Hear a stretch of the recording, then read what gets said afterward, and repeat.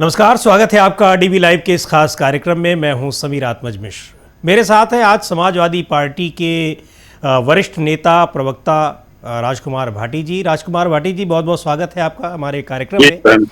धन्यवाद मिश्रा जी। और भाटी जी, सारी जो राजनीतिक परिस्थितियां इस समय चल रही हैं हम लोग देख रहे हैं, और इनमें दो एक बातें सबसे जो एक प्रमुखता के साथ दिख रही हैं वो ये है कि एक तरफ तो छात्र, युवा, तमाम दूसरे लोग अपनी समस्याओं को लेकर सड़कों पर हैं, और दूसरी तरफ सरकार इस जुगाड़ में लगी हुई है कि कैसे दूसरी पार्टियों के सांसदों को तोड़कर अपनी तरफ खींचकर वो अपने कुछ मनचाहे विधेयक पारित करवा पाए, जिनको अभी तक नहीं पारित करा पा रही है। लेकिन एक सवाल ये भी है कि जो जंतर मंतर पर खासकर पेपर लीक का मामला हो, तमाम और दूसरे मामले हो, शिक्षा मंत्री का इस्तीफा हो, इसको लेकर जो लोग वहाँ पर आमरण अनशन पर हैं, प्रदर्शन कर रहे हैं, सोनम वांगचुक हैं, कई और छात्र भी वहाँ पर हैं, उस पर यह सवाल उठ रहा है कि उसे विपक्षी नेताओं का समर्थन नहीं मिल रहा है। ये सवाल क्या उठ रहा है, ये खुद सोनम वांगचुक की अपील कर चुके हैं, या उनकी तरफ से जिस मंच पर वो हैं कॉकरोच जनता पार्टी पर। तो क्या ये सही बात है कि ज़रूरी मुद्दों पर अगर कोई आवाज़ उठा रहा है तो विपक्ष उसके साथ नहीं है, या विपक्ष कहीं इस मामले में बिखरा हुआ है? नहीं, समाजवादी पार्टी ने उनके मुद्दों का समर्थन किया है। हमारे राष्ट्रीय अध्यक्ष जी ने भी उस पर बयान दिया है सोनम वांगचुक जी के समर्थन में। और उनका जो मुद्दा है वो एकदम सही है, जनहित में है, राष्ट्रहित में है, और वो एक जेन्युइन पर्सन है, एक देश की प्रतिभा है। उन्हें कई अंतर्राष्ट्रीय पुरस्कार मिल चुके हैं, उनके नाम पर ढेर सारे पेटेंट हैं, वो एक वैज्ञानिक हैं। ऐसे व्यक्ति की आवाज तो सरकार को तुरंत सुननी चाहिए, लेकिन वर्तमान में जो लोग शासन कर रहे हैं वो थोड़े संवेदनहीन भी हैं और थोड़े तानाशाह भी हैं। अभी सोनम वांगचुक जी को पीछे जेल भी भेज दिया गया था, जबकि ऐसे व्यक्ति से ये तो हम कल्पना भी नहीं कर सकते कि वो किसी देश विरोधी गतिविधि में संलग्न होगा या देश के नुकसान में कोई बात करेगा। तो शिक्षा व्यवस्था का जहां तक सवाल है, इस सरकार ने शिक्षा व्यवस्था को सबसे ज्यादा बर्बाद किया है। और जो लगातार पर्चा लीक हो रहे हैं, बड़ी बड़ी परीक्षाओं के पर्चा लीक हो रहे हैं, और हमारे केंद्रीय शिक्षा मंत्री धर्मेंद्र प्रधान जी उस पर कुछ कर नहीं पा रहे हैं। तो ऐसे अयोग्य व्यक्ति क्यों पदों पर रखे जाएं? उनकी मांग एकदम जायज है कि उन्हें इस्तीफा देना चाहिए और शिक्षा नीति में आमूलचूल सुधार होना चाहिए। नहीं, ये तो मांग है बिल्कुल। वो अखिलेश जी ने भी, आपकी पार्टी के राष्ट्रीय अध्यक्ष हैं, उन्होंने भी अपील की, दो बार अपील की। हमारे यहाँ हमने अपने कार्यक्रम में भी दिखाया। इसके अलावा और भी पार्टियों के नेता अपील कर रहे हैं। इसको लेकर जो एक सड़क पर संघर्ष करने की बात है, जैसे कांग्रेस पार्टी का यूथ विंग है, वो लोग अपना अलग संघर्ष कर रहे हैं, तो क्या आप लोग या पूरा विपक्ष इसकी ज़रूरत नहीं समझता कि इस मामले पर अगर कोई जंतर मंतर पर बैठा है तो उसके साथ में जाया जाए, या इसके पीछे कोई और कारण है कि वहाँ पर प्रत्यक्ष रूप से उस आंदोलन को राजनीतिक पार्टियाँ, विपक्ष की राजनीतिक पार्टियाँ जो है वो समर्थन नहीं दे पा रही हैं? नहीं, देखिए, आंदोलन या उसके सड़क पर उतरने के कार्यक्रम पार्टियां अपने अपने तरीके से बनाती हैं, अपने एजेंडा के तहत बनाती हैं। और ऐसा नहीं होता है कि एक किसी संगठन ने आंदोलन शुरू किया और सब लोग वहीं पहुंच जाएंगे जी। या तो आंदोलन शुरू करने से पहले जो ये नया संगठन खड़ा हुआ है, ये सीजेपी या अन्य जो संगठन जो भी शुरू करना चाहते थे, या तो उससे पहले पार्टियों से बात करते, कोई आपसी समझ बनाते, कोई आपसी सहमति बनाते और कार्यक्रम तय होते। ये कह के मैं उनके कार्यक्रम का महत्व कम नहीं कर रहा हूँ। वो बिल्कुल सही मुद्दे पर लड़ रहे हैं, उनका कार्यक्रम बिल्कुल एकदम अपनी जगह सही है। लेकिन हर पार्टी के, हर संगठन के अपने अपने कार्यक्रम चल रहे होते हैं, और ऐसा नहीं होता है कि भाई कहीं शुरू हुआ और एकदम वहीं पहुंच गए। जरूरत पड़ेगी तो पहुंचेंगे, शामिल होंगे जी, और कोशिश करेंगे। ये हम भी पार्टी के ओर से, वैसे आज मेरा खुद का कार्यक्रम था जाने का। आज एक कार्यक्रम, अब जैसे आज का ही मैं उदाहरण दूं आपको, मैं यहाँ जिला गौतम बुद्ध नगर में रहता हूँ, ग्रेटर नोएडा में जी। तो ये हमारी पार्टी की एक साइकिल यात्रा चल रही है, उसका कार्यक्रम लग गया, उसमें मुझे बुला लिया गया। वरना मेरा आज कार्यक्रम था जाने का कि मैं जंतर मंतर पर पहुंचूं और अपने व्यक्तिगत हैसियत में जी उनके समर्थन में, क्योंकि उनके साथ पूरे देश की भावनाएं जुड़ी हुई हैं, हर नागरिक की भावना उनके साथ जुड़ी हुई है, हम जैसे लोगों की जुड़ी हुई हैं। और देश के लोग चाहते हैं कि उनका जीवन बहुत बहुमूल्य है, उनके जीवन को बचाया जाए, और सरकार को भी इस पे बहुत गंभीरता से सोचना चाहिए, सरकार को कोई निर्णय लेना चाहिए। तो भाटी जी, बात आप सही कह रहे हैं। अब 19-20 दिन हो गए हैं आमरण अनशन पर और सरकार अभी तक चेत नहीं रही है। अब 20 तारीख से पार्लियामेंट का मानसून सत्र भी शुरू हो रहा है। तो दिल्ली हाई कोर्ट में याचिका भी दायर की गई थी और उसके बाद आज उसका हाई कोर्ट का आदेश भी आया है कि उनके स्वास्थ्य की देखरेख की जाए। इन सबको देखते हुए आपको क्या लग रहा है कि एक चुनी हुई सरकार, डेमोक्रेसी में लोकतांत्रिक व्यवस्था से चुनी गई सरकार, वो आम जनता की भावनाओं को, सोनम वांगचुक तो कोई राजनीतिक दल के नेता भी नहीं है और अगर देखा जाए तो एक तरीके से मौजूदा सरकार के उसके नीतियों के प्रशंसक भी रहे हैं, फिर भी, और दूसरी छात्र भी वहाँ पर आमरण अनशन पर बैठे हुए हैं। इन सब की इन भावनाओं को कैसे ऐसी सरकारें इग्नोर कर सकती हैं? क्या कि 19-20 दिन से वो आमरण अनशन पर बैठे और सरकार का कोई नुमाइंदा वहां गया तक न हो ये पता करने के लिए कि आखिर आप यहां पर क्यों बैठे हुए हैं? नहीं, ये पहला मामला नहीं है इस सरकार का, क्योंकि मैं इसे ना तो बीजेपी सरकार कहूंगा ना एनडीए सरकार कहूंगा, ये है मोदी सरकार। और यही कह के सरकार चुनाव लड़ती है और यही कह के सरकार प्रचारित खुद करती है कि मोदी सरकार। तो मोदी सरकार की आम धारणा ये है, ये हमें हर जन आंदोलन के खिलाफ रहे हैं। इन्होंने किसी जन आंदोलन को महत्व नहीं दिया और किसी जन आंदोलन में बढ़ के आंदोलनकारियों से कभी बात नहीं की। और मोदी जी खुद बोल चुके हैं कि तो आंदोलन जीवी हैं, जबकि लोकतंत्र में आंदोलन जीवी होना एक गर्व की बात होनी चाहिए, कोई शर्म की बात तो है नहीं। अब आपने देखा था कि किसान 13 महीने तक दिल्ली के बॉर्डर पर बैठे रहे, उन्हें दिल्ली में घुसने तक नहीं दिया गया। सीएए के भी खिलाफ भी दिल्ली में 2 जगह धरने चलते रहे थे और महिलाएं बड़े शांतिपूर्वक, बड़े अनुशासित तरीके से बैठी नहीं, उन्हें बदनाम किया गया और आज भी बदनाम करते हैं उनको लेके। ये कहते हैं कि उनकी वजह से दिल्ली में दंगे हुए, जबकि दिल्ली दंगे उनकी वजह से नहीं हुए थे, वो तो बहुत शांतिपूर्वक बैठी थी। और भी ढेर सारे आंदोलन हुए। इन्होंने आंदोलन को, ये शायद इनके दिमाग में एक बात रहती होगी कि एक आंदोलनकारी से हमने बात कर ली और उन्हें उसे महत्व दे दिया तो फिर ढेर सारे आंदोलन खड़े हो जाएंगे। और जो तानाशाह प्रवृत्ति का व्यक्ति होता है वो बहुत कमजोर होता है, बहुत डरपोक होता है, वो आंदोलनों से बहुत घबराता है। उसे बंधी हुई मुट्ठी और मुंह से निकलती हुई आवाजें अच्छी नहीं लगती, नारे उसे अच्छे नहीं लगते। और जो जनवादी व्यक्ति होता है वो आंदोलन का हमेशा सम्मान करता है। कांग्रेस में हम कांग्रेस की बहुत आलोचना करते थे, मैं तो मूलतः समाजवादी हूँ। डॉक्टर लोहिया, मुलायम सिंह यादव जी मेरे नेता रहे हैं, दोनों ने गैर कांग्रेसवाद की राजनीति की और कांग्रेस की हमने हमेशा आलोचना की। लेकिन कांग्रेस के शासन में हमने ये भी देखा, हमें ये भी याद है और आपको भी याद होगा कि कोई आंदोलन होता था तो कांग्रेस अपने केंद्रीय मंत्रियों को बातचीत के लिए भेजती थी। चाहे अन्ना हजारे बैठे थे जंतर मंतर पे, 100 केंद्रीय मंत्री भेजे गए, और चाहे रामलीला मैदान में ये महाराज जी बैठे थे, योगी जी, रामदेव जी, तो भेजे गए। कोई और आंदोलन रहे हों, राज्यों में रहे हों, बात करते थे, कम से कम आंदोलनकारियों का सम्मान करते थे। ये सरकार आंदोलनकारियों से कोई बात करती नहीं है और इसके मन में आंदोलन का कोई सम्मान है नहीं।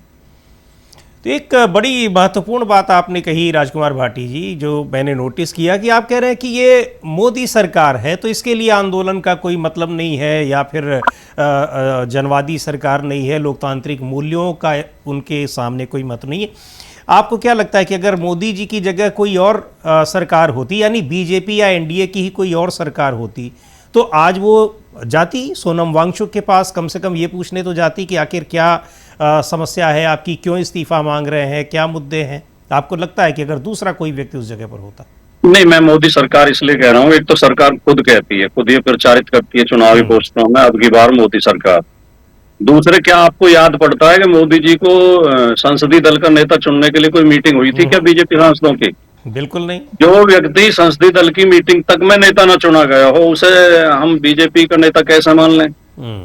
तीसरे, जो केंद्र के जो निर्णय लिए जाते हैं आमतौर पर, जो बड़े बड़े विषयों पर निर्णय लिए जाते हैं, उनमें कभी हमने नहीं सुना कि कैबिनेट की कोई मीटिंग हुई हो और कभी विचार विमर्श हुआ हो और कभी उसमें सलाह मशवरा किसी का लिया गया हो। नोटबंदी होती है तो बीजेपी के लोगों को खुद रात को टीवी से पता चलता है 8 बजे। रिजर्व बैंक के गवर्नर को खुद रात को 8 बजे पता चलता है। जीएसटी आ जाती है तो उन्हें रेडियो से टेलीविजन से पता चलता है। बड़े बड़े निर्णय इस सरकार में तुरंत हो जाते हैं और वो तो एक व्यक्ति निर्णय ले सकता है। तो ये सरकार लोकतांत्रिक सरकार नहीं है, सलाह मशवरे की सरकार नहीं है, आंदोलन का सम्मान करने वाली सरकार नहीं है और व्यक्तिवादी सरकार है। व्यक्तिवादी निर्णय होते हैं एक व्यक्ति के अहम। अगर अटल जी प्रधानमंत्री रहे, भारतीय जनता पार्टी के एनडीए के प्रधानमंत्री वो रहे, उनकी भी हम कई मुद्दों पे बहुत कटु आलोचना करते थे, लेकिन आज वो होते तो इतना इस तरह की टाइम नहीं लगता, वो बातचीत के लिए तैयार हो जाते क्योंकि उनके अंदर थोड़ी बहुत लोकतंत्र की भावना थी। वो राजनीतिक व्यक्ति थे, राजनीतिक कार्यकर्ता थे और वो समझते थे आंदोलन का महत्व। और भारतीय जनता पार्टी में भी बहुत लोग हैं जिनकी आत्मा आज दुखी हो रही होगी जी। और जो समझते हैं कि निर्णय सही नहीं लिए जा रहे हैं, तो इसमें सरकार को सोचना चाहिए। बिल्कुल। तो एक चीज़ अब ये थोड़ी देर पहले भी कुछ वैसा ही था मेरा सवाल। मैं ये जानना चाहता हूँ कि एक जन भावना का कोई मतलब नहीं है, लोकतांत्रिक मूल्यों का कोई मतलब नहीं है, इन सारी चीज़ों के बावजूद, और हम ये जानते हैं कि हमारे देश का जो एक नेचर है, जिसको कहते हैं कि एक प्रकृति है, मूल प्रवृत्ति है, वो ऐसी है कि वो लोकतांत्रिक है। लोकतंत्र जब नहीं था यहाँ पे, लोकतांत्रिक व्यवस्था, उसके पहले भी चीज़ें उस तरह की थी। बावजूद इसके प्रधानमंत्री नरेंद्र मोदी और उन्हीं के नेतृत्व में, उन्हीं के नाम पर 3 बार ये लगातार सरकार कैसे बना रहे हैं। और उसके बाद जब 2024 का जो परिणाम रहा, जिसमें उनको थोड़ा सदमा भी लगा, जनता ने सदमा पहुंचाया उनको, उसके बावजूद वो राज्यों के चुनाव जीतते चले जा रहे हैं। तो क्या हमारे देश का लोकतंत्र ही बिल्कुल बदल चुका है या फिर इसके पीछे कोई और वजह आप देखते हैं? नहीं, देखिए, ये जो आपका सवाल है, सवाल तो बहुत महत्वपूर्ण है और लेकिन इन ऐसे सवालों के जवाब हमेशा तब मिलते हैं जब व्यक्ति पद से उतर जाता है। दुनिया का इतिहास गवाह है कि अच्छे लोगों के भी और बुरे लोगों के भी आकलन तब हुए, वो या तो जब ताकत में नहीं रहे या जब नहीं रहे। वो हिटलर की पूजा होती थी उसके जीते जी, लेकिन उनके मरने के बाद क्या आकलन हुआ ये आप भी जानते हैं, मैं भी जानता हूं। बुरे लोगों के आकलन भी तभी होते हैं, अच्छे लोगों के भी तभी होते हैं। बाबा साहब डॉक्टर अंबेडकर जैसे लोग रहे हों, कबीर जैसे लोग रहे हों, दयानंद जैसे लोग रहे हों, जीते जी लोगों ने उन्हें गालियां दी, उनके ऊपर पत्थर फेंके, लेकिन जब वो नहीं रहे तो लोगों ने उनके सही आकलन किए, फिर उनकी पूजा हुई बाद में। तो इस सरकार की भी सही आकलन तो तभी होगा जब ये सरकार नहीं रहेगी, तब लोग खुल के सामने आएंगे और तब बहुत सारे रहस्यों से पर्दा हटेगा। नहीं भाटी जी, मेरा कहने का मतलब यह है कि देखिए, लोकतांत्रिक जो व्यवस्था है उसमें तो किसी की पसंद नापसंद का निर्धारण इसी से होता है ना। आप भी 2017 में आपकी पार्टी चुनाव हार गई, आप तो आपको लगा हमारे देश में मिश्रा जी अभी लोकतंत्र इतना मजबूत और इतना परिपक्व हुआ नहीं है कि हम उस पर गर्व कर सकें। अभी लोकतंत्र में बहुत सारे छेद हैं, बहुत सारी खामियां हैं, बहुत सारी व्यवस्था में, सिस्टम में कमियां हैं। मैं अभी 3-4 दिन पहले ही दिल्ली में एक सेमिनार में बोल रहा था, लोकतंत्र पे ही सेमिनार थी कि चुनाव निष्पक्ष होते हैं कॉन्स्टिट्यूशनल क्लब में। तो मैंने एक सवाल वहां उठाया, लगभग सभी लोग उसमें सहमत थे। पक्ष विपक्ष दोनों को बुलाया गया था, उसमें 4 वक्ता पक्ष में बोले, 4 वक्ता विपक्ष में बोले। बहुत अच्छा कार्यक्रम था। तो मैंने कहा कि जब 80 लाख या कितने 78 लाख रुपए सीमा है लोकसभा चुनाव के लड़ने की, प्रत्याशी की खर्च करने की, तो इस देश में कितने % लोग ऐसे हैं जिनके पास 80 लाख रुपए खर्च करने के लिए हैं? बिल्कुल। जहां 80 करोड़ लोग रोज हर महीने राशन की लाइन में लगते हों, उनसे आप ये उम्मीद करोगे कि वो 80 लाख रुपए खर्च करके लोकसभा चुनाव लड़ पाएंगे? तो कहने के लिए हाँ एकता है, सबको समान अवसर हैं। ये कह तो दिया मोदी जी ने कि हवाई चप्पल पहनने वाला हवाई जहाज में सफर करेगा, लेकिन क्या देश के 100 करोड़ लोग ऐसे हैं जिनकी हैसियत नहीं है हवाई जहाज में सफर करने की? 100 करोड़ आबादी सोच नहीं सकती हवाई जहाज में सफर करने की। बिल्कुल। तो जब तक ये लोकतंत्र बिल्कुल त्रुटिहीन नहीं हो जाता, गरीब आदमी चुनाव लड़ सके, निष्पक्ष चुनाव हो, चुनाव में कोई धांधली ना हो, चुनाव को प्रभावित ना किया जाए, चुनाव में सरकारी मशीनरी का दुरुपयोग ना हो, चुनाव आयोग झुका हुआ नजर ना आए, चुनाव आयोग निष्पक्ष निर्णय ले, तब हम मानेंगे कि हमारे मतदाता भी, नागरिक भी इतने जागरूक हों और इतने शिक्षित हों कि वो मुद्दों को समझ सकें, वो भावनाओं में बह के वोट न दें और झूठी बातों का, पाखंड का समर्थन न करें। तब हम उस दिन गर्व करेंगे कि हम ये तो गर्व करते हैं कि हम दुनिया का सबसे बड़ा लोकतंत्र हैं जी। लेकिन हमें असली गर्व उस दिन होगा जिस दिन हमें वो दिन आएगा जब हम कह सकें कि हम दुनिया का सबसे सफल लोकतंत्र हैं। तो बिल्कुल। अभी वो दिन आना बाकी है। बिल्कुल। एक महत्वपूर्ण बात है, जो ये सवाल है मेरा, मैं आपसे जानना चाहता हूं कि एक तरफ अब ये सारे मुद्दे हैं, निश्चित तौर पर सरकार घिरी ही है, अब सरकार उसको चाहे कितना भी इग्नोर करे, लेकिन सरकार के ऊपर सवाल तो है ही। इधर अयोध्या में चढ़ावा चोरी का जो मामला है, ये अपनी जगह कई और जगहों पर हैं, और ये अयोध्या का मामला तो सीधे सीधे प्रधानमंत्री नरेंद्र मोदी से जुड़ा हुआ है, क्योंकि ट्रस्ट के सदस्यों की नियुक्ति बाकायदा उनके जरिए हुई। संसद का सत्र आने वाला है, यहाँ सरकार इस उम्मीद में है कि वो कैसे जो कुछ उसके लटके हुए विधेयक हैं, 2/3 बहुमत उसका लोकसभा में नहीं है, उनको अरेंज कर ले और पास करा ले। अब यहाँ पर फिर ये है, मतदाता ने, चलिए सांसद चुने, आम मतदाताओं ने चुने, उनके चुनने के बाद जो चुनकर आए हुए लोग हैं, उनको भी अगर प्रधानमंत्री या बीजेपी अपने पक्ष में कर ले रही है, तो इसको आप कहां पर देखेंगे? चलिए ठीक है, 100 करोड़ मतदाता हैं, उनमें बहुत से गरीब हैं, पढ़े लिखे भी नहीं हैं, उन्होंने अपना एक सांसद प्रतिनिधि चुन दिया। 20-25 लाख लोगों द्वारा चुना गया जो प्रतिनिधि आ रहा है, वो जो काम कर रहा है वो तो कहीं मुंह दिखाने लायक नहीं है। अच्छा, इन चीज़ों को करते हुए भी प्रधानमंत्री को इतना कॉन्फिडेंस है कि वो 2/3 बहुमत से अपने पेंडिंग विधेयक पारित करा लेंगे, तो ये कॉन्फिडेंस कहाँ से आ रहा है?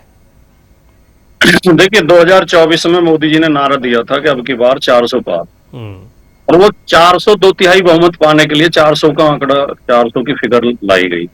वो चाहते थे कि हमारा 2/3 बहुमत आए संसद में, और ताकि हम अपने पसंदीदा बिल पास करा सकें, जो हमें कॉन्स्टिट्यूशन में अमेंडमेंट करने हैं उन्हें कर सकें जी। तो जनता ने नकार दिया उस नारे को, जनता ने इन्हें 240 पर रोक दिया।